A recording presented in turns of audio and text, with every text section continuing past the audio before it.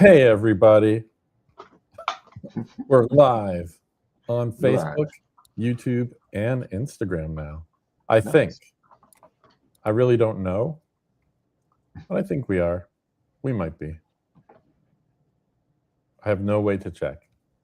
Yeah, we'll see comments from people here on Facebook, but maybe not from Instagram immediately.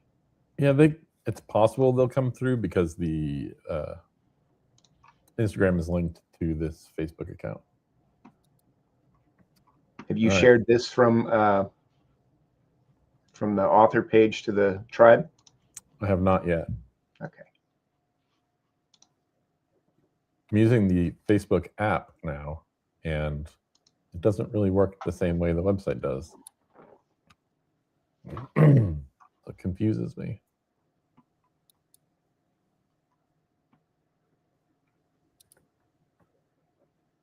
Hello, Mark. Is Mark the first person here? Oh, no, there's 6. Hey, Mark. 6 brave souls. He went to the other page, to your personal page, probably. Oh. Or tribe. Hi, Liz. Hi, Allie. Philip. People are starting to show up. Sounds good. So we'll wait just a minute for a couple more people to join, and then we'll make our spoiler-related announcements. Right. We're going to give all the spoilers. Charlie's asking where the link is. Where the link? Yeah, I think he's looking for it in Tribe, and it's not there yet. Oh.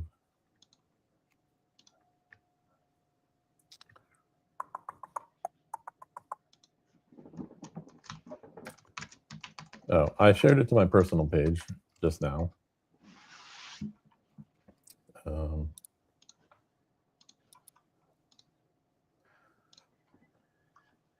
It is on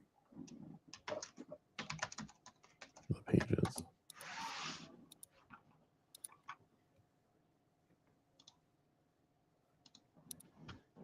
Hey, Matt. How many? So we've got it on your 18 people. On your personal page and the pro page? Yeah. It's not in Tribe? Not yet. Weird. Oh, it's in Tribe now. All right. Cool. Mark shared it. Thanks, Mark. Perfect. Okay. So it should be there now.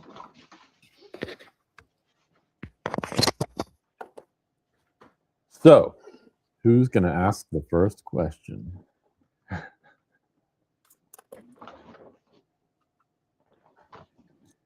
Oh, Mark already asked the first question. What was his question? Is the first half spoiler-free? That was our big announcement. Yes. So why don't you say that first? Yes, the first half will be spoiler-free. The second half will be open to spoiler discussions. And that's specifically for the novel 37. Yeah, I mean, we could do other ones as well, but and we'll try and warn you before we say anything spoilery, just in case. Pizza tonight. Are you delivering, Matt? I'll take a pizza. No pizza for me. All right, Jeremy. Philip has a good question for you here, and it's also related to a similar question that Max asked in Facebook thread earlier. What are you thinking with regard to Good Boys? Will there be more? Will there be a prequel? Will there be a sequel? Will we see those characters again? I never rule it out entirely. Like, let's say James Gunn reads Good Boys, wants to make a movie, and does make a movie, then I will absolutely write more. But I really liked how the trilogy ended, so I'm not super keen on trying to milk the Good Boys more than I have. Sometimes it's just better to let a good story finish well instead of trying to do more with it. So no plans at this point, but If you know James Gunn.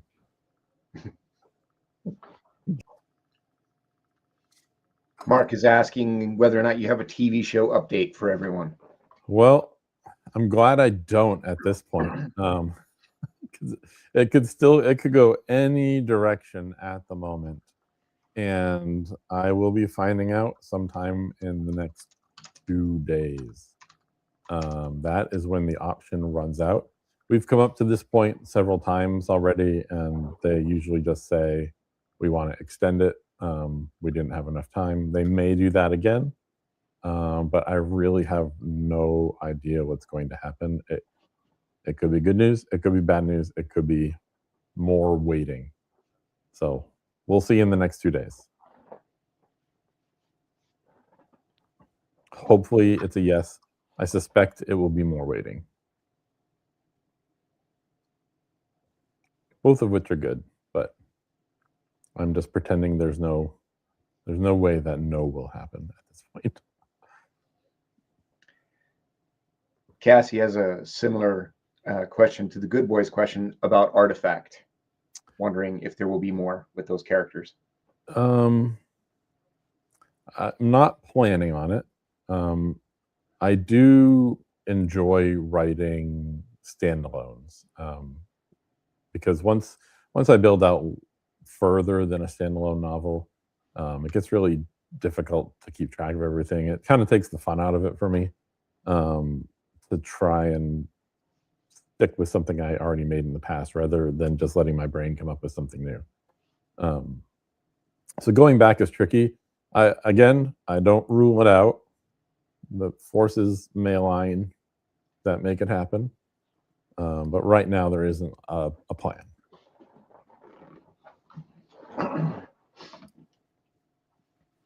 Elizabeth Stokes asks, how do you keep track of all your characters? Like when they jump stories, who knows who and what they have done? When they jump stories, you mean like a cameo from one novel to another? I keep track, but I mean, the answer to any variation of that question is that they all basically live in my head. If it's a main character, I can pretty much just conjure them up. So it's not something I don't have to like go look back or anything like that. It's just they're all in there talking to each other, having a party in the Robinsonverse brain.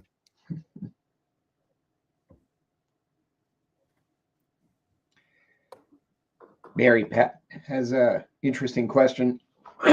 She asks, do you know that a book is a series from the beginning, or does it sometimes evolve into a series? Most of the time when you start a series, you know that you want to start a series. The only exception to that for me was Good Boys. Good Boys was meant to be a standalone novel, and then I got about halfway through, and kind of had this feeling that I wasn't going to finish it in one book, but also didn't want to leave the characters at that point. So that kind of organically became a trilogy on its own. Yeah, but that's the only time it's happened. I suspect most people plan it. Not many authors have the freedom that I do to just do whatever tickles their fancy. So I think if I had a normal publisher at that point, it would have been a standalone. I would have had to condense it down, because that's what I would have promised. But luckily, I can do whatever I want.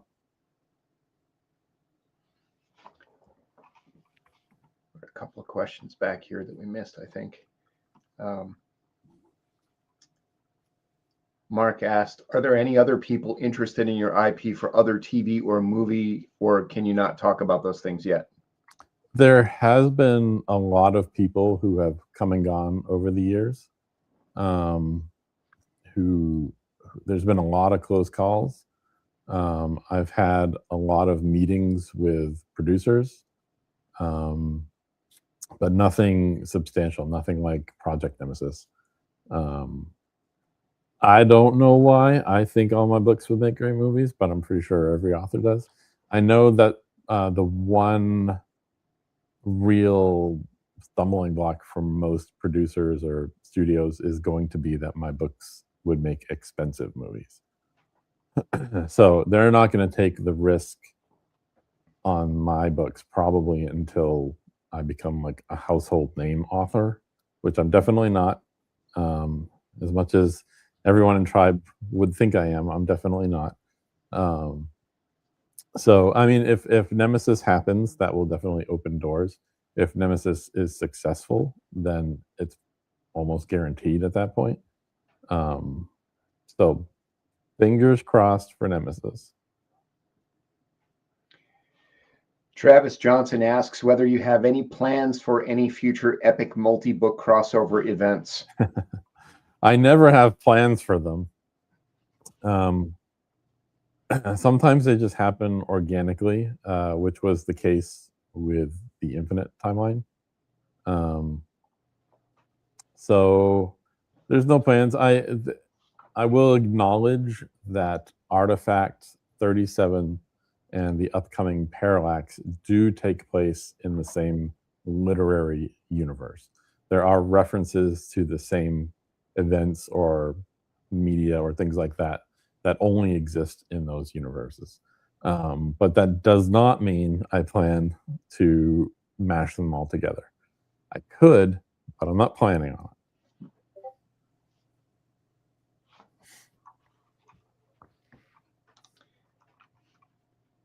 Philip asks, what gods or mythical beings have you not had a story involving yet, if any, and are there plans to do one for them? I'm sure there's some. I've used all the ones that I like a lot. I haven't done. Well, I have done some Egyptian. I did Egyptian in Good Boys, but not all of them. Just Anubis. Yeah, I don't know. I'm not currently planning any mythological stories. That's not to say there won't be in the future, but right now I'm not planning on it. But yeah, I can't off the top of my head think of mythological figure that I haven't used that I really want to use. Hydra was at the top of my list, and I did that first. Mark is asking, what are your thoughts on AI in the industry? Bum bum bum. It's a big question. It's complicated. I'm not 100% opposed to the use of AI in support of creating something. So, for instance, I do use AI to help with research, things like that. It's much better at finding detailed information much quicker than I am on Google. In terms of like AI art, I have used it to replace me. I know that a lot of people worry that AI is going to take jobs from people, but the only job or the only person being replaced by my AI use is myself, because I've done most of my covers. And I was hiring someone to do the covers, but I stopped when they delivered AI art. And I was like, well, I can do this for myself. So I don't have a huge problem with that. But if you're creating AI art, getting it printed on the canvas, and then claiming that you're the painter, that's not cool. It's the same with if people who might use AI to write a novel. That's just I don't understand why anyone would do that because that's like the fun part.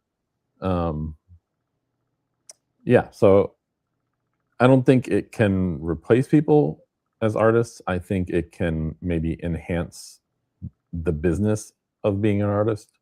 So I feel like those are separate things. And so when you say that you're using AI for covers, you're not just having the whole cover designed by AI. You're just No, using it for tiny elements in the cover right. art. Yeah, I You're guess doing that's all the layout of text and stuff not yourself. everyone knows how a cover is designed. It's usually taking photos or maybe a little bit of drawing, something like that, and just kind of like making a collage in Photoshop. In this case, it's using AI to make some of those pieces of the collage. which is helpful because sometimes you want to make something really weird and that doesn't exist in the world.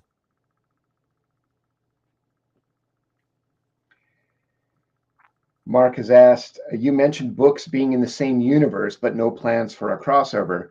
Do you find it easier to create novels that way, knowing these people are just two cities over? Yeah, I mean, it helps me stick with like the laws and rules of that universe. Um, if I've established in Artifact that, I don't know, Mount Vesuvius is going to erupt again, then I know that's going to happen in the other novels, and I should probably reference it. Um, yeah, so it helps like that. Philip has a question. He says, a non spoiler question about 37. Were you pleased with Scott Brick's performance and any plans to use him again in the future? Also, was Parallax narrator announced? Yeah, I really like what Scott did. It's definitely different than Bob, um, and I think Scott has more of a narrator feel because that's the kind of books he normally does. But I think he really did a good job with this one. I told him to go all out, and I think he did. So he did a great job. In terms of who we will use in the future, that's kind of up in the air. Bob was going to do 37, but wasn't able to, kind of at the last minute. And I hope Bob can do more books in the future, but I can't say one way or the other at this point. So it's possible that we would work with Scott again, but I'm not entirely sure. In terms of the narrator for Parallax, that is going to be Tom Taylorson, who did an amazing job with the Good Boys books. So I definitely wanted to work with Tom again after the Good Boys, and I feel like Parallax is the right book for that. So I'm pretty excited to see what he does with it. And also, in some cases, the voice of the narrator is chosen based upon the content and the characters that they're narrating. I know with Parallax, you wanted Tom's voice because you thought he would do really well with the younger main Right, characters in the story. right. So Tom that's a is a consideration. great like performer, and he has the right voice to do a 20-year-old. Bob now is kind of like is more gruff and manly, and I'm not sure he could pull off a 20-year-old for the duration of an entire novel. So, like, hopefully, one of the next books will have someone a bit older for Bob. Uh, Bryant asks, how long does it usually take to hammer out a novel from idea to print? That's a good question. From idea to print, well, it, Or tack on 2 months to however long it takes you to write the book. That's how long it takes for editing and production and getting it yeah. to print. Minimum two So months. it's hard to um, say how long it takes with the idea because they're all just kind of fluttering around in my brain. So I'm not really like working on them, but sometimes I'll be imagining a scene here and there. But when I actually sit down to write, which is usually when I start thinking about everything, it's about 3 months. It used to be faster. 3 months is me on slow mode. Um, I wrote Project Nemesis in a month. I wrote the fastest one was The Raven. I had published The Sentinel, and then Amazon wanted to republish it with the with the second book. And during the 20 days that it took my agent to negotiate with Amazon, I wrote the entire second book. And I was afraid that I had done a bad job because I did it so quickly. But I got the edits back from Amazon, and they were just like typos.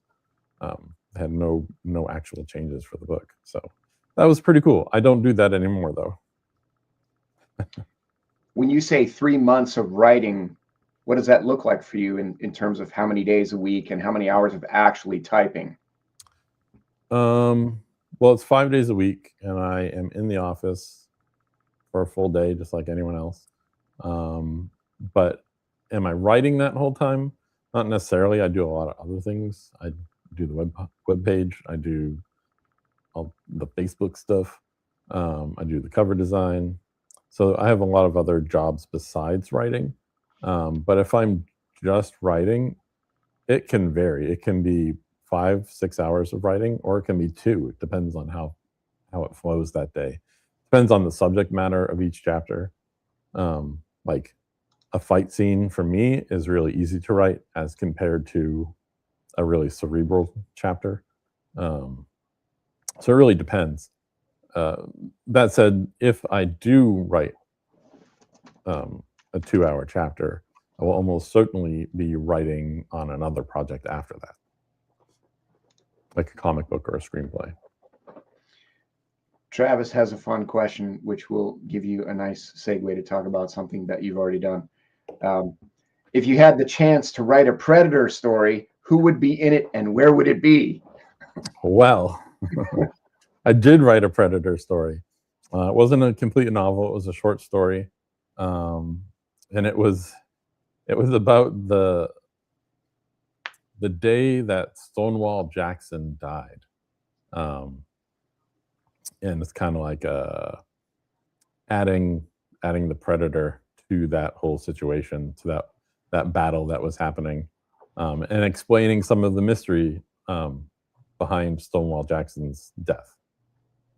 And is that, I can't remember the name. Is it If It Bleeds? Yeah, Predator. Okay. If It Bleeds. If It Bleeds is the anthology that's a part of. And that should still be in print on Amazon for people who are looking for it. Yep. Daniel Thomas Laporta just wants to tell that Daniel loves how you capture the essence of military service members. Keep up all that you do. Thanks. I try to do a good job. I do a better job now than I used to. Get a lot of cheers from people for more Tom Taylorson, which is great. Yay. Gary Budd says, I absolutely loved 37. I was curious how you were able to find that amazing blend of sci-fi and serial killer storyline without losing the impact of both stories. I don't know. I feel like 37 was living in my brain for a while.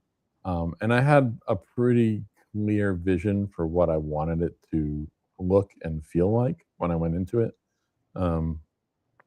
Which for me was a combination of the Hannibal TV series and like classic UFO stories, like Close Encounters or something like that. So it was a combination of two things that I really, really enjoyed, and the visual aspects of 37 were inspired in part by the Hannibal TV series, which was horrific. But very well written. So at the Ink Dragon 97, Jeremy did address the Project Nemesis TV series earlier. It is still being worked on. That's what we know at the moment. Yep. Alicia Wenzel asks, when did you realize you could write? As a teen or well into adulthood? There was no realization that I could write. There was a realization that I wanted to write. I was not a good writer when I started writing. I was a horrible writer when I started writing. For me, it was, I was an artist my whole life. I still am. And I was doing a lot of comic book art when I was out of college. And kind of had the epiphany then that all of my art, even in college, my painting, my drawing, everything, was really about telling stories. So that was kind of my epiphany was, oh, all this art is really storytelling, and that's what I really love. And it was also around that time that I realized I really didn't enjoy doing art for work. It kind of took all the fun out of it for me. So I decided to make the transition to writing, and then had to write for 13 years before I could say I was anywhere near good enough to be published. My first stuff is embarrassing. It's my children at age 10 could write better. And I'm not even joking. They're great writers. So yeah. Daniel is asking, what can we do to help? My son and I love everything you do. I have no idea. I'm post reviews is the easy one. Again, if anyone knows James Gunn, good boys. Yeah, it's really just getting the word out. It's telling people about the books. I guess it's my job to make the books good so that other people want to spread the news. But yeah, it's a little different for us because we don't have the backing of a massive publisher that's gonna, put billboards up or something. So it's really word of mouth for us. Elizabeth asks, did you have Infinite planned out before starting book one, or did it evolve into the epicness masterpiece that it is today? I think The whole entire timeline. Yeah. No, there was no plan for the Infinite timeline for Infinite, Lux, NPC, Tribe, and the others. It wasn't until the later books, until the Dark. What else came out around the Dark? Mind Bullet. That's when we started bringing in the characters from those previous books, and kind of figuring out, okay, this could actually be brought together in some really cool way. Because all those novels had really good main characters, and people wanted to see them again, and I thought it would be fun to bring them all together, like we did for Project Legion. But because I always like to one-up myself, I decided to do many crossovers instead of just one. So that is what led to the entire timeline. Zero planning. Again, I can do whatever I want. So that's how that happened. Let's see. Mark is asking, how many novel concepts are in your head right now? Well, that's a really good question right now. Will make it to print? I am between novels at the moment and deciding what I'm going to write next. And so I collected all of my ideas from, some of them I had written down, some of them I had emailed Kane. So I went around and found them all to consider what I might write next, and there were 42 of them. 42. There were 42. It was 15 pages. So yeah, there's a lot. How many of them will I actually write? I can say pretty confidently that there's 4 of them that I will most likely write. One of them as a comic book, the others as novels. One of the books I'm considering is currently a screenplay that I wrote based not on the novel, but on the character of Crazy from Mirror World. It's basically a alternate universe or dimension, like we did with the Nemesis book, featuring Crazy in a very different scenario, but also fearless and funny. And so I don't know if I'm ready to go back to super lighthearted, but that one will be. And I'm not going to mention the other one. Well, I already mentioned Fishbowl. Fishbowl is another one. I'm not going to tell you the plot because I'm still working it out, but it's a very different title for me, but it will make sense when I write it. And I don't remember what the other one was. I have it written down though. You got a lot of them. Yeah. So 42 at the moment. 4 will probably be made. Maybe more. We'll see. Philip is asking, have you watched any of the Olympics so far this year? He's been watching a lot of curling and always enjoyed watching it. I started watching the Olympics on Saturday. Not the opening ceremony, but I just started watching some of the first events, and I believe the last thing I saw was the woman who crashed on the downhill ski.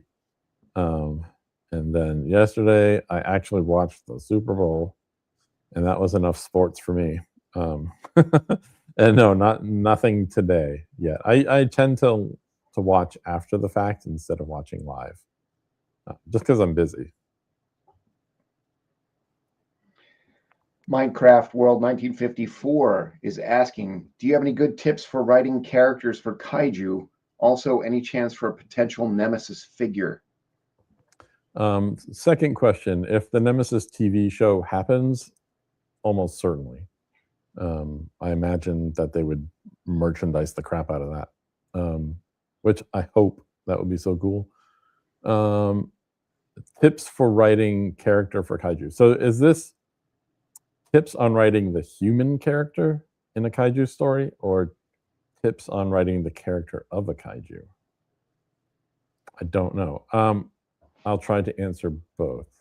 Um, I My personal opinion is that the kaiju should be more than just a me stomp buildings killing machine.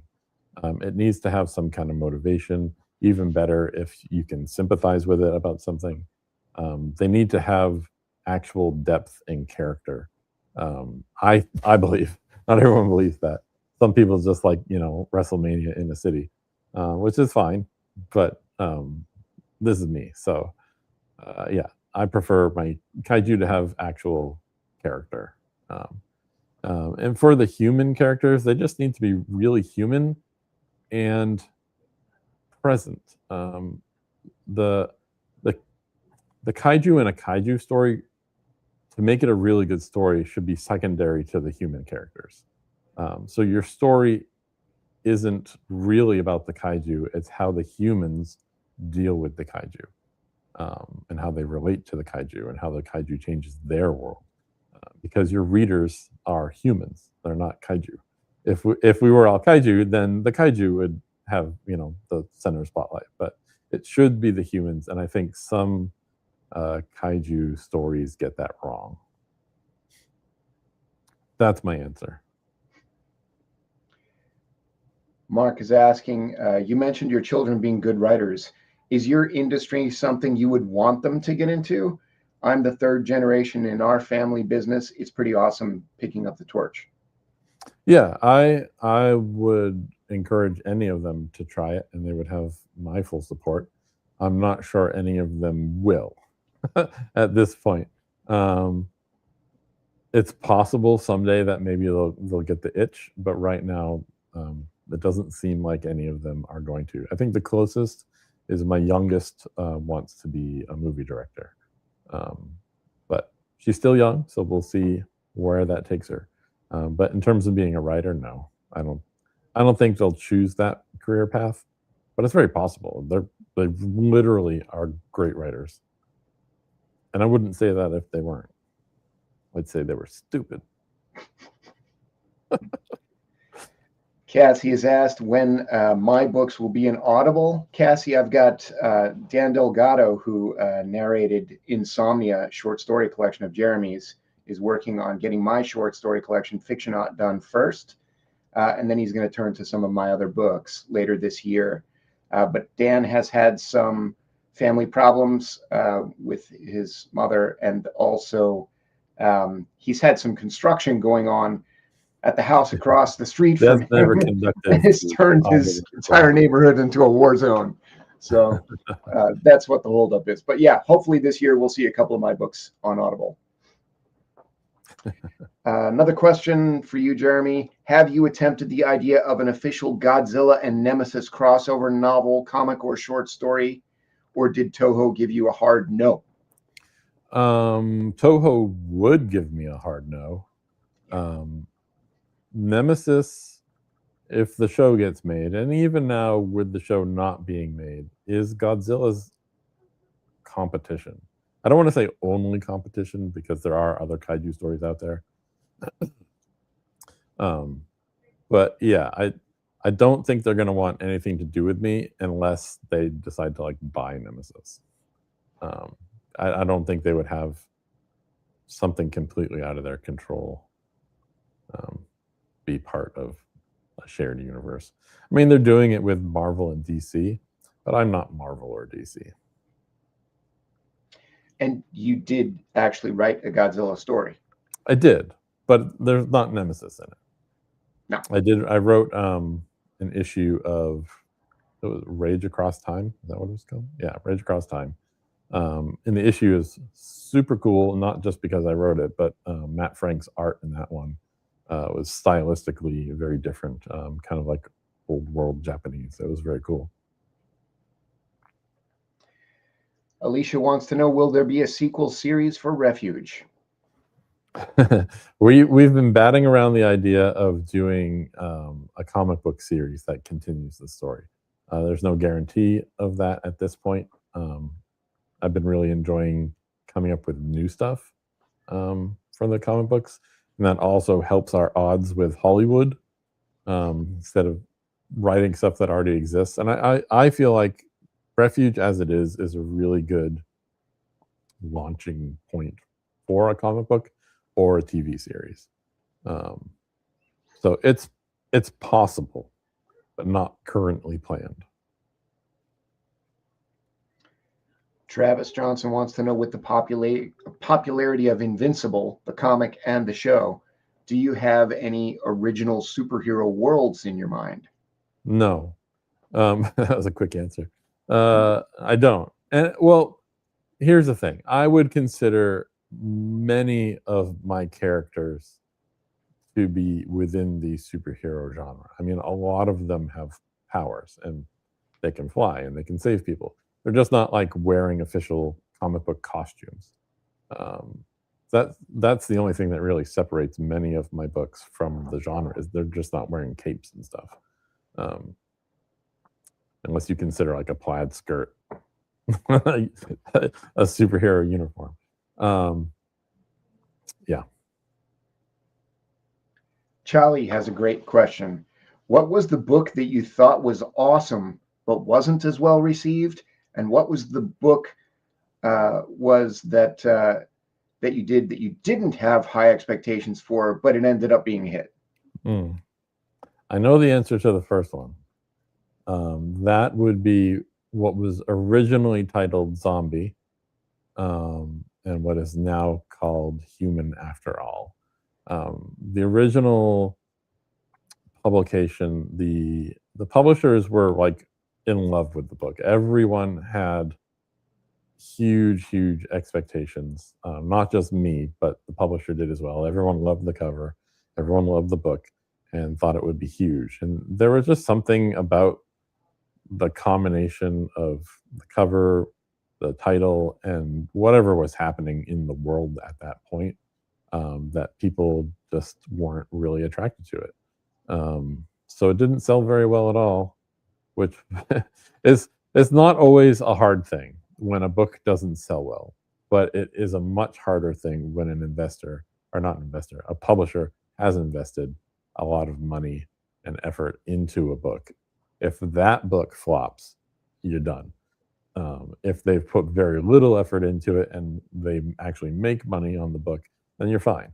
But for that book, they put a lot into it. I put a lot into it, and it did not do well. It's slowly getting an audience back, especially in audio, because people have realized that Bob Bray is great.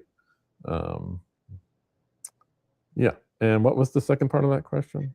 So was there a book that you didn't necessarily have high expectations for that turned out to be a huge hit? That's a good question. What I feel like I have high expectations. You can't think of one. I have high expectations for all of them. Yeah, but I know one particularly that you were a little nervous about before you did. Did it do well? No, it did exceptionally well. Well, you tell me then. Project Nemesis. Oh, yeah. You were a little worried about doing a kaiju novel. I was. I don't know why. I'm probably because no one had done it at that point. Yeah. There was no kaiju novel in print. The only kaiju books that had ever been in print were 3 Godzilla books in the 80s.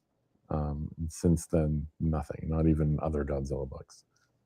So yeah, it was a very untested genre, and it worked out well, very well. Yeah. There's the answer. Let's see. Valerie asks, if you could get any writer's autograph, living or dead, who would you want and why?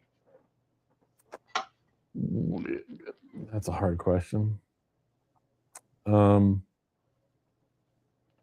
Autographs. I don't know. I'm not very big on autographs.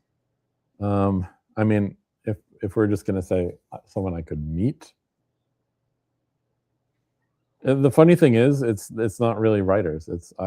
When I think about what the creators I would like to meet, it's actually movie directors. I would love to meet Spielberg. He was a huge influence on my writing and my stories. A lot of movie directors were. But yeah, I would choose Spielberg if that's appropriate. I mean, he has written, I believe. He's just not a novelist. But he's definitely who I would pick. Philip asks, thoughts on Tribe keeping the Audible Thursday thing going for however long it's been now. It's been over 2 years that people have been donating codes so that we could get someone to read. So what are your thoughts on that? Yeah, I think it should continue. I don't know who has given all of those, but it's pretty amazing. Do you know who? Kane must know. There are a lot of people who have donated repeat times, but it's a broad number of people who have donated. It's not just like 1 or 2 people. A lot of people donate codes. Yeah, that's super cool, and I feel like it's indicative of what makes Tribe different than most of the groups on Facebook, is that it's people in Tribe are actually willing to do nice things for each other, even without getting credit. Like that's bonkers. So yeah, I hope it continues forever. Yeah, I hope so too. It's been amazing. I thought it was just going to be a couple of weeks when we started it, and it's been over 2 years now, so with no sign that it's going to end. Blake is saying, I've noticed a shift in your recent novels toward more philosophical and sci-fi themes and away from the religious tones of your earlier work. As a reader who has gone through my own deconstruction, I've deeply appreciated how your recent work feels less religious and more focused on raw human experience and philosophy. I find this shift incredibly refreshing. Was there a specific turning point in your own journey where you decided to let the stories exist outside of a religious framework? Yeah, that's a hard question. I honestly have not thought about that, and when I think about it, I see it. But I'm impressed that you saw it. Yeah, that's tough. So I'm not sure because I haven't really thought about it. It's deep, man. It is a really insightful question. Yeah. When did I make the switch? Which book? Because I'm definitely thinking more about like life and death and all that kind of stuff and philosophical. So you've caught me red-handed. I wouldn't say that there is no religious involvement in the way I think, because I went to church since I was born, went to a Christian middle school, Christian high school, Christian college. So like that is just part of who I am and the way I think. So it's always there, but I'm definitely exploring ideas outside of that now for sure. But I couldn't say why. And I don't even know what book it would have switched in. I think it's been more of a gradual shift for you. And I actually had a question to ask you about related to this, which was that it seems like you made a conscious decision with Artifact and 37 and Parallax to take a slight different direction from what you had been doing with previous novels, and that they were not necessarily connected, but they were all sort of thematic in your head. Yeah, I wanted them to be more cerebral, and definitely less goofy, which isn't religious, but I mean, I purposely tried to be less silly. I got a lot of my sillies out in the Good Boys books, and I'm trying to get back to not an older tone, but a different, more serious tone. In part because for me, I'm not sure why, but for me, the more serious books sell a lot better. I know that there is a huge audience for silly science fiction. I believe Dungeon Crawler Carl falls into that category. But that audience doesn't really gravitate towards my silly books. So yeah, I will probably write more silly books. The possible crazy story would be one of those. But right now, I'm trying to be serious. Trying. It's hard. Mark asks, can you make a book of images of all your characters or a multi-book series, a Jeremy Robinson encyclopedia? I'd love to see what people look like in your head. So I'm going to say before you go on to this, I'm going to say this is maybe a good time to bring up the recent project that you've been working on, ESM. The what? ESM for Free Comic Book Day. Oh, you could bring that up. yeah. And then also referring to an encyclopedia and images of what the characters look like, you could bring up Endgame as well. I could. You could. You don't have to, but you could. Well, I mean, the answer is that sounds really, really expensive, and time cost consuming. prohibitive. Given I don't know, the sales of Endgame, which is basically what you're talking about, but for the entire testing series, there's a very limited audience for that. And granted, sure, you could come up with something and sell it for like $100 to cover that cost, but no one's going to pay $100 for that. So it's not really cost effective. Stuff like that, I think, would be, it's more like suited to like a fan wiki site or something like that, or me just fleshing out my website. But an actual print book of all that stuff would be crazy. Not to mention the cost of the art for that would be would be enormous. There's a lot of characters and a lot of monsters, but it sounds really cool.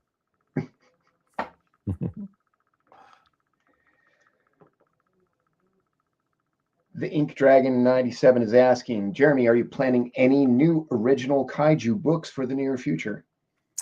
There are none planned. I did just write a short story for a kaiju anthology called Kane, The Big Bad Book of Kaiju, which Kane is also in. And so we will both have stories in that. And mine is part of the Tether world. It takes place after Tether. So we will revisit that world in that story, which is pretty cool. I really like doing that and getting in there again. I really like the idea of kaiju ghosts. That book is now scheduled to come out on the same day as another Jeremy Robinson book. Yeah, I noticed that. Yep, they changed the date. So August 25th, The Big Bad Book of Kaiju, and Jeremy will also have a novel coming out that day called, do you want to talk about this? Which one? The one I'm editing There's now. so many this year. What? The one you just finished that I'm editing. Oh, is really? That's what comes out in August? Yeah. I thought it was November. Nope. Okay. That one is called Settle Down. And it's a big post-apocalyptic sci-fi story. That's the best way I can describe it without giving anything away at this point. I don't even have a description written for it, which I need to do. Yep.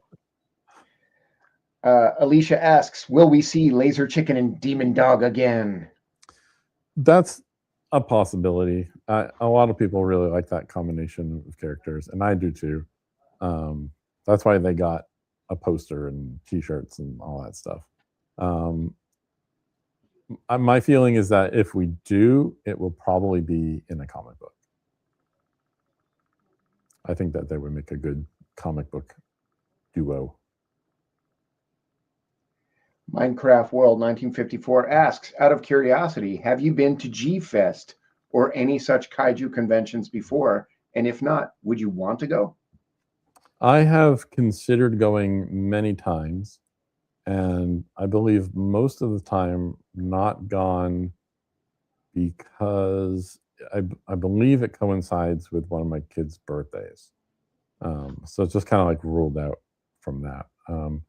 It's possible um, when the Nemesis comic book comes out, or I mean, obviously with the Nemesis TV show, if that happens, then I'll start to try and build like a bigger profile in the kaiju community. But in general, the last bunch of years, which were very difficult personally, I wasn't always up to traveling and seeing tons of people. So we didn't really do much many cons. We're going to start trying to do more with the comic books, but we didn't do a lot in the past. So it's been close a few times, but I haven't tried yet. Machine Dragon Nero says, forgive me, Kane, but I don't know if I know you. What kind of work have you done?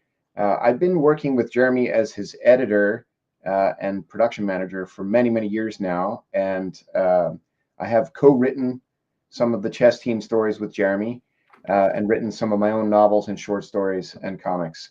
And I'm also working with him on editing the Breakneck Comics titles that will be coming out from Vault Comics very soon. Starting with next month, the first issue of Nectar will be coming out. Crazy. Yeah. And then it's nonstop for the rest of the year. There will be something coming out almost every month from Jeremy this year. Many things in some cases. Yes. Probably 2 issues and a novel at some point Yes. in the same month. Cynthia, I didn't remember that you were the one who started the gifting of the audio codes on Thursday. So thank you for starting that. Cool. Yeah, she loves the group for making it continue nonstop, and they really have. There have been a few times where I've been down to like 1 or 2 codes, and I make a mention about it in the group, and then everyone starts throwing codes at me. So it's amazing, the generosity. Kyle asks, do you guys have any thoughts on revisiting Viking tomorrow, or is there anything we can do to help that happen? Anyone know James Gunn? All right. Right. Again. We need movies to get made, people. Yeah. Make connections. Go to Hollywood. Yeah, we just need something big to happen for it. That, I guess, was one of those books. We had pretty big hopes for that one. We did this whole massive photo shoot with a model for all the covers. So we put in like a big effort for that, and then it just didn't sell well for some reason. Sometimes they just hit at the wrong time. So yeah, it needs to sell. That's all it is. Yeah. And we have to focus right now. We have to focus on what's coming out next and will sell. So we, with 100 books out, we can't really focus on the one book that came out a while ago and didn't do well. So it's in your hands. Cassie, tying into the philosophical question from earlier, Cassie says, ironically, I was going to ask if the transition of the characters becoming more and more complex and flawed are a product of your own understanding of how your brain functions now. That's also a very insightful question. Yeah. You guys are asking questions I don't think about. Yeah, I mean, it could be without me knowing. There was no conscious, thought that I'm going to have more thoughtful and flawed characters now that I understand my own. I enjoy writing flawed characters. That's part of why I do enjoy writing the fearless characters, in part because I would love to feel no fear, but yeah, I lost my train of thought there. It was just gone. I started picturing characters and the words just went away. So I don't remember even what I was answering. Let me just ask you, how long are you thinking that we should go? Should we switch over to people can ask spoilery Yeah, questions let's about 37 switch now? to spoilers because we're at 8 o'clock already. Okay. So if anyone wants to ask any questions that actually spoil the plot of 37, you can now do that from this point forward to the end of the show. And anyone who's watching, if you haven't finished reading 37 yet or listening to 37 yet, Yeah. then Also, you what's might wrong not with want to you? hear the rest of this Get to it. podcast. Cynthia says, please keep the silly with the serious. Charlie is asking whether the issue with Amazon, although I think he means Audible and royalties, has been resolved or changed. Well, it's not. I don't think it's going to resolve. Happily, it hasn't hit the self-published books hard yet. I haven't seen much of a dent in those. The big hit I took was the ones that are through the publisher, which are also the new books. So that's kind of unfortunate. We now need to sell twice as many to make the same amount, which is difficult. Yeah. Eric is asking any news on a location for Robinson Fest. Jeremy and I are going to talk about it this week, and then I need to nail down a hotel. And as soon as I do, we'll announce it. So it should be very soon. Dan is asking, is there a character named Beavis? Is there? I don't know. If there is, it's obviously like a side character nickname or something. Cynthia wants to know any characters returning from past books in Settle Down. No, definitely not.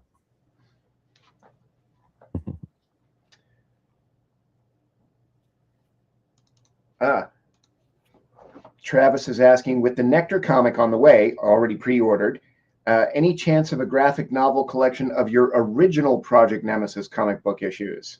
No, it's impossible. I do not own the art from that, and I will never be able to get the art for that. So no, that is why we are redoing our own version with a new artist, and no worries about previous publishers getting involved. And right now we're looking at next year for the release of that, I think. Yeah, hopefully. What led you to write Island 731? What? I believe I saw a documentary on Unit 731, which was the Japanese unit during World War II that did human experimentation. And when I saw that, it was kind of like, whenever I see something interesting like that, my brain kind of thinks like, oh, how could this be a story? And so the question just kind of popped into my head: what if these guys have been around since World War II on an island? And then the rest of the story just developed from there. Philip, yes, I edit Jeremy's books. Does someone else edit mine? Yes, I try to get someone else to edit my books. I can't edit my own work very well because I'm too familiar with it. Even with Jeremy's books, I read his books 3 times through, and after 3 times, I start missing if there's a typo. So I need volunteer proofreaders to help spot things for me. Because after a while, you get too familiar with the work, you can't catch things anymore. So for my own stuff, I'm way too familiar with it. I have to get someone else to look it over. I get it, Dan. I get it now, Dan. That's very funny. Settle down. Was it an in-joke? Settle down, Beavis. Jason is asking, any chance that we will ever have an AMA with R.C. Bray as a guest star? I've heard so many of his narrations, his voice lives in my head rent-free. Oh, I don't know. That's a good question. I'm not sure. If we're able to do another book with Bob, we can definitely try. Bob actually had a podcast for a little while, so I imagine those episodes are still alive somewhere. If you wanted to see what he looks like, he's done a bunch of videos. We do have a video of him at Robinson Fest, where we had him read the first chapter of, I can't remember what the book was. It was a book that was coming out at the time that the audiobook hadn't been released for yet. So he did like an advanced live reading of chapter 1. But then we also had people submit their own things for him to read. And there were some pretty silly things, and those are all on YouTube, I believe. Yeah, on my YouTube account, which is something. Just Google it. I mean, not Google it. Just search it on YouTube. Charlie asks an artifact question. Why did you kill Daniel Terrell off screen? I don't know. For other listeners who don't know, Daniel Terrell is actually one of Jeremy's readers and fans who attended Robinson Fest a couple years ago. Yeah, whatever the reason was. I mean, that kind of decision is made kind of like on the fly without a ton of thought put into it. So it wasn't anything to do with the actual Daniel Tyrell.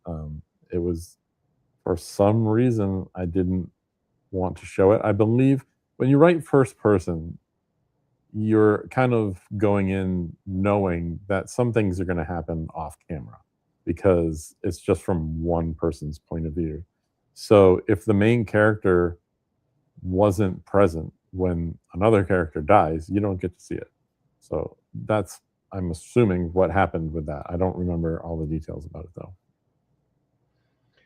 All right, we're at the spoiler part. People are asking questions about 37.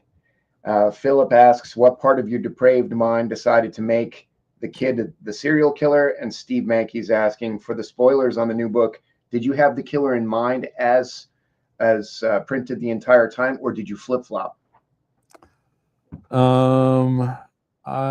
When did I decide that?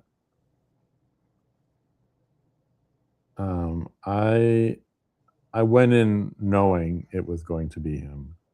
So it didn't evolve. But I don't remember why.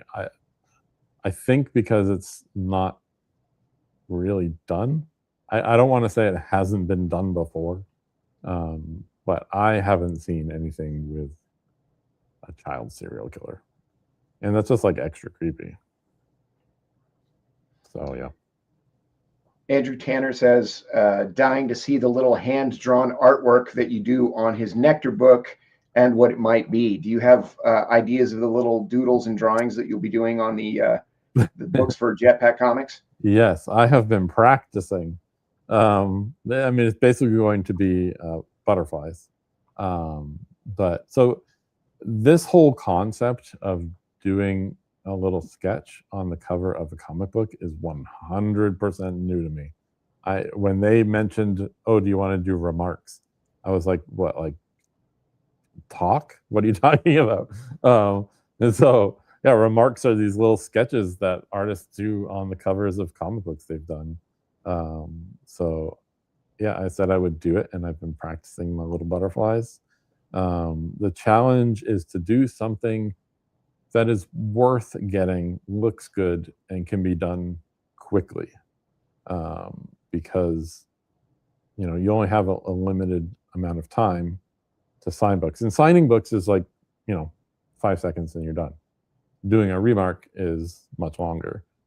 So if you can get it down to like under a minute, which is what I'm trying to do, then you can do a bunch. But that's still a lot.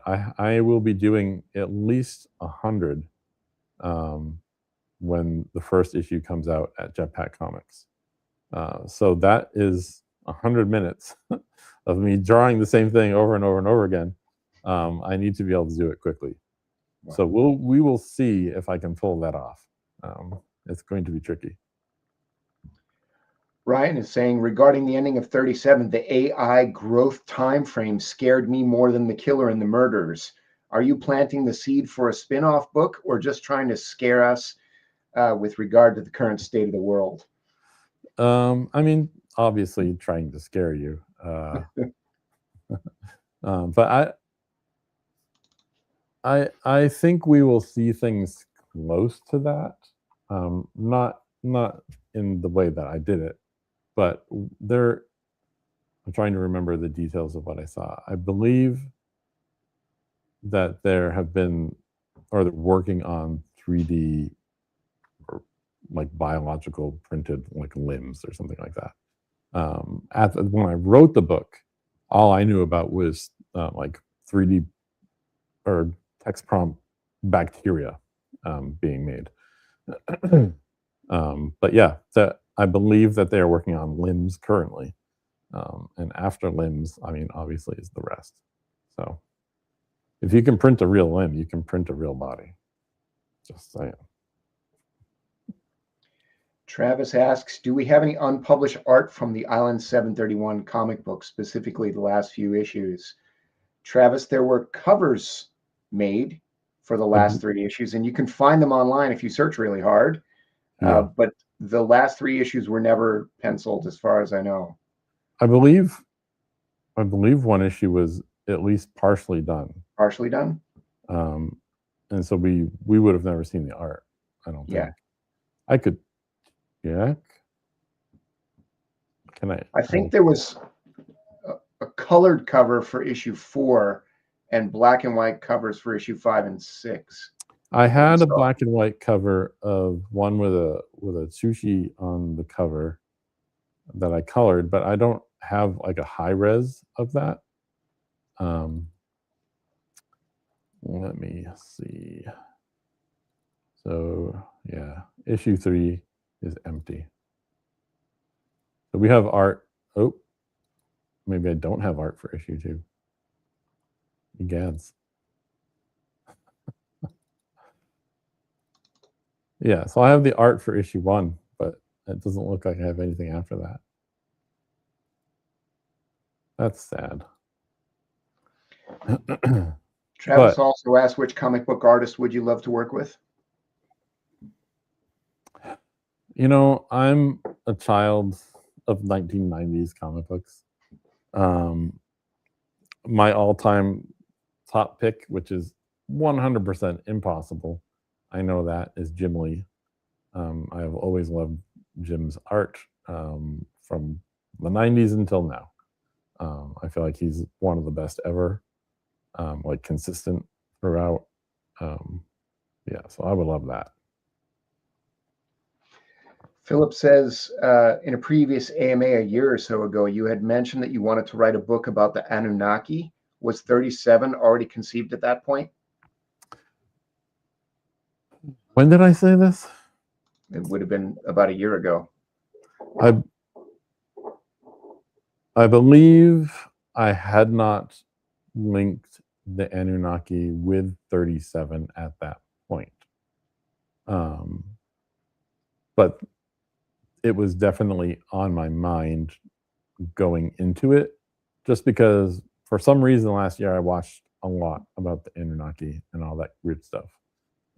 So it was fresh in my mind when I started 37, and it was just kind of like the natural place for me to go, even though I wasn't really intending for that backstory to be there.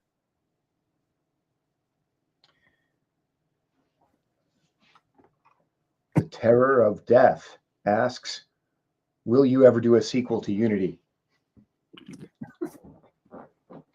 The Terror of Death. That's a great name. It's the same answer that we gave for Viking Tomorrow. Sales would need to explode somehow, or have TV movie interest, something like that. We basically would need to feel comfortable that it would be worth our time financially, really. That's basically it. I see Kane laughing. Steve said, going back to 37, you showed remarkable restraint in working the anal probing into the plot. It was only ever a matter of time. It was worth the wait.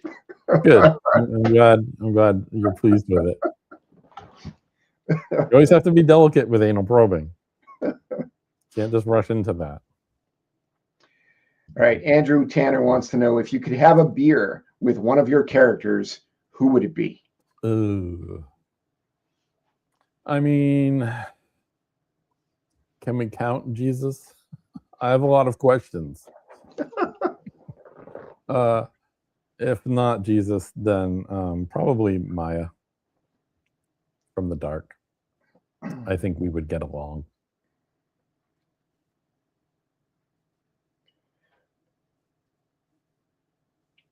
Frank wants to know that I am in one of the Nectar stories, and I go on a full death cane, blood spattered beard and all. And if this doesn't happen, can it happen in future installments? Well, tragically, Frank, I'm not in Nectar, unfortunately. No. So maybe a sequel. I should have made you the pastor character. That would have been fun. Pastor I Grant. will remember that for future comics, that I can actually kill people visually. Which I definitely won't do with people that aren't like associated with it. I won't be doing any fan deaths visually. I just want to use your names. I don't want to actually insinuate that you are being killed. Was there a butterfly incident that sparked the idea for Nectar? No, Nectar kind of came out of like a 15-minute conversation where my wife and I were just sitting around spitballing ideas. And I kind of had this vibe for what I wanted to do, but I wasn't 100% sure of exactly what I was going to do. So I don't remember which one of us suggested butterflies. It might have been her. But it was kind of like butterflies, the dancing plague. And my brain was just like, pull them all together. And I was kind of like, I got it. And then I went up to the office, wrote it down, sent it to Kane. Kane was like, it's great. And then I started writing it. So it was a very quick transition from, I have an idea, to I'm going to write this. But yeah, there wasn't any specific butterfly incident. Which means it probably was my wife who suggested butterflies. She likes butterflies. I can't remember anymore. When it comes to Nectar and the other comic series, did you first envision those as a graphic novel? Or Nectar? did you envision them as individual parts first? Because I know we went back and forth a few times on how it was going to be. Yeah, the original idea, before we had a publisher or had any concept of how these would be published at all, I thought of them as graphic novels, as one long story without any breaks. That is because that is how I read comics. I wait for an entire series to come out and then buy it in a book form, because I do not like the potential of a series never being finished, like Island 731. So yeah, I like to sit down and read a whole story beginning to end rather than having to wait a month. I don't have the memory. I'd have to like reread every issue every time. So yeah. Julie, this is a reindeer pelt from Finland that a high school friend of mine brought me over from Finland. And yes, it's very cozy. I keep it here all winter long. The Terror of Death is asking, will we ever see John Hudson or Mygo from the original Nemesis saga again, or is their story done? I would say again, it depends on the Nemesis TV series, which we should be hearing something about in the next 2 days. If that happens, then it's very possible that we will see them again. Yeah, I think there's ways to do it. Valerie asks, do you have a routine for your family time, like regular dinner times or something like that? I know it's hard for creative people to stop what they're doing at the time. How do your kids respond to your books? A couple of questions. I make myself leave the office by 5:30. And we're kind of like a chaotic family in terms of like, we don't always sit down at the table together. We might sit all in the living room or in separate rooms or whatever, but I'm with the family from 5:30 on at night. But also I work at home, so I see the family all day long as well. And I'm always here if they need me. So I do not, my exposure to my family is much higher than the average person's, I would say.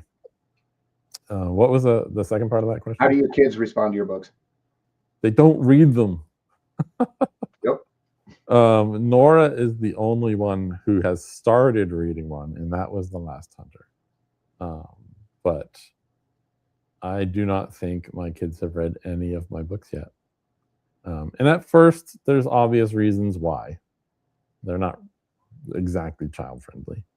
My kids are also, at least when they were younger, and some of them still, kind of wimps when it comes to horror. My oldest definitely loves horror now, which is cool.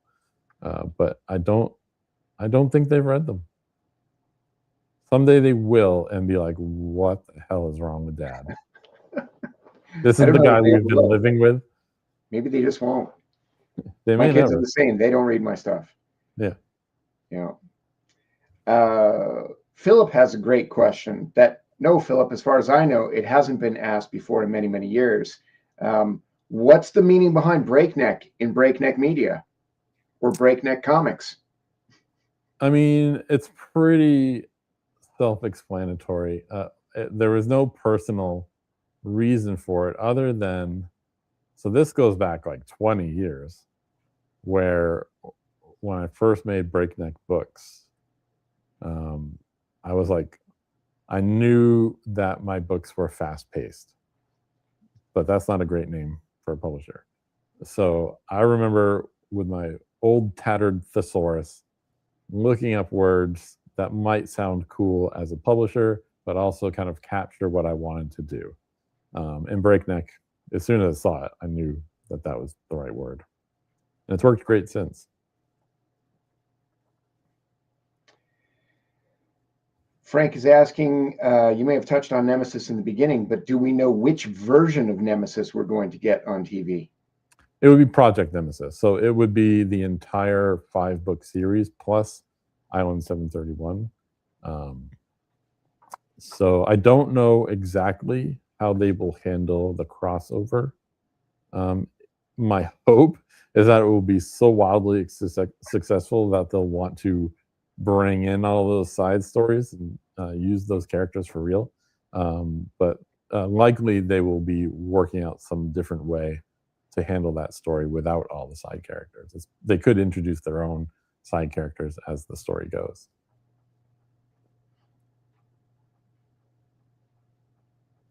All right. Any final questions, folks? I think we've hit all of them so far.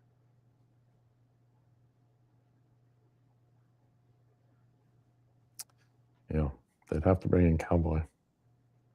Which would open all kinds of possibilities for the Robinsonverse TV series. That would just bridge us right over to the Infinite Timeline. Perfect. Yeah. Andrew's asking about other authors that you like. Have you ever read Jim Butcher? I haven't. I am not a great novel reader, which is kind of embarrassing for me. But I am a very slow reader, like incredibly slow reader. And I spend every day looking at words. So at the end of the day, I don't really want to look at more words. So I don't read a whole lot of novels. Most of my reading lately has been graphic novels. I like looking at pictures.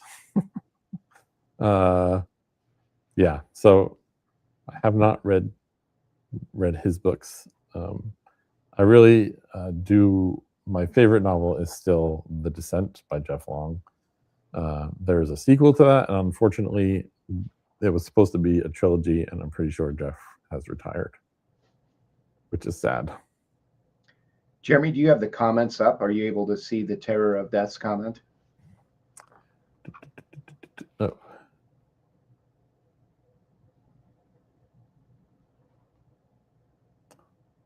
Oh, I'm glad to hear that. I really like hearing things like that. I get it. Emails saying things similar kind of frequently now.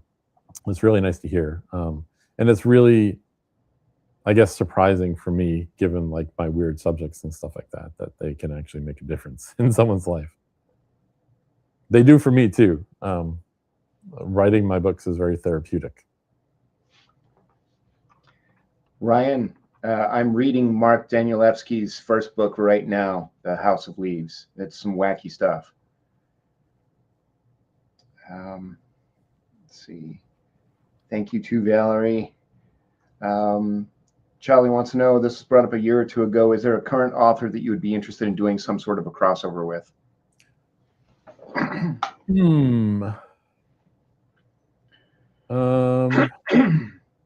That's a good question. So this goes, the problem with this question is the answer to my last question, which was I don't read a lot of novels. So I'm not sure at the moment who I would pick. I mean, I know 10 years ago my answer would have been Jeff Long. And sometimes I think maybe I should get in touch with him and write book 3 for him. But I'm not sure. I'm gonna say Joe Hill, just because that would be awesome. That would be cool. I would like to see that. Yeah, we're both craggy old New Englanders. Travis wants to know, what do you do to unwind after writing all day? Do I unwind is the question. I'm still trying to figure out how to unwind. This is kind of like the journey of autism for me. Is I don't know how to unwind, and I definitely don't do it very well at home. I've only taken one vacation, not counting Robinson Fest. So yeah, I guess the best answer is that I watch shows. Not a lot, but that's kind of the most relaxing thing I do at night.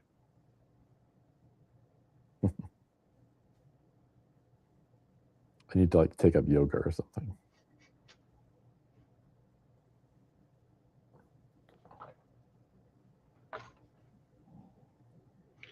I think we hit them all. Yep. Well, we're 25 minutes over. Jetpack signing, just in case. Jetpack signing. Yeah, if you live quasi-locally and are willing to drive, we are having a big old release signing for Nectar at Jetpack Comics in Rochester, New Hampshire on March 7th. That's a Saturday. I believe from 3 p.m. Yeah, from 3 to 8 o'clock, which is insane. But again, I have to draw 100 butterflies and probably do even more signatures than that. I know that we have a ton of issue 1 available. So if you want to get signed in person, you can do that. If you want to bring your entire book collection, I will also sign those. And I will also have, for the first time ever, a coloring book that I'm working on with illustrations that I've done over many, many years. The story, so as most of you know, the last, I don't know, decade was pretty rough.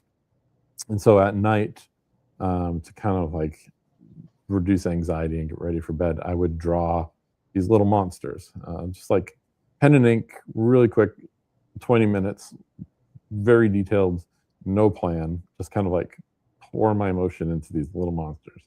And I drew hundreds of them.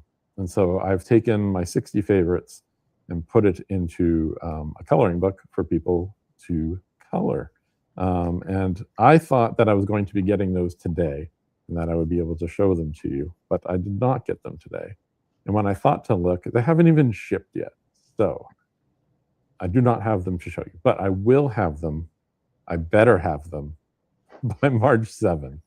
And I think they're going to come out really cool. I'm pretty happy with them.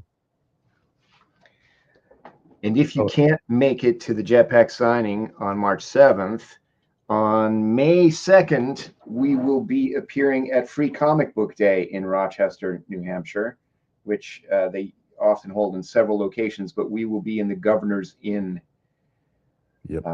in The gun Rochester. is, also, if you can't make it to either of those, I will be at Double Midnight. Double Midnight. Double Midnight. I think that's the name. Double Midnight in Manchester, New Hampshire, on March 14th. The 14th, right? Yeah, March from 14th. a certain time to another certain time. 12 to 2. There you go. Double Midnight Comics in Manchester, New Hampshire. I'm so organized. And if you can't make it to those things later in the summer, we'll have Robinson Fest, and we'll be announcing information about that very soon. Which you should definitely come to. And the Terror of Death, will we be doing it in South Florida? Probably not anytime soon. We were in North Florida a couple of years. I don't know that we'll be going to South Florida anytime soon, although I would love to run over and do Tate's Comics in Fort Lauderdale again. So that place is amazing. Can you purchase the comic books or the coloring books online? Will that be possible eventually? Not at this point, because I did like a print run of them, so I will have the copies here, and I don't have time to like ship copies personally. So the copies I got are to sell in person at all the events that we just mentioned. It's possible we will be able to put out an edition, like in hardcover via print on demand or KDP or something like that. I haven't thought about that yet. It should be possible. It should be doable. It just won't be the exact same thing. And final question from Travis: any plans to attend New York Comic Con this year? Yes, for the first time, because we have comic books now. So we have to do the comic booky stuff. So yeah, we'll be there this year. Probably, definitely doing a signing at the vault. What do you call it? Table? The vault table. Station. And then it's possible that I will have my own table, but it's also possible I might just want to goof around. So yeah, if that's the case, then it will just be important that everyone who wants a signed copy of Nectar should come to the vault. But it's possible we'll do our own table too. And that New York Comic Con is in October of this year, so we'll obviously have a lot more information about it as we get much, much closer to the event. Right now, everything's kind of up in the air, but yeah, we're planning to go. Yep.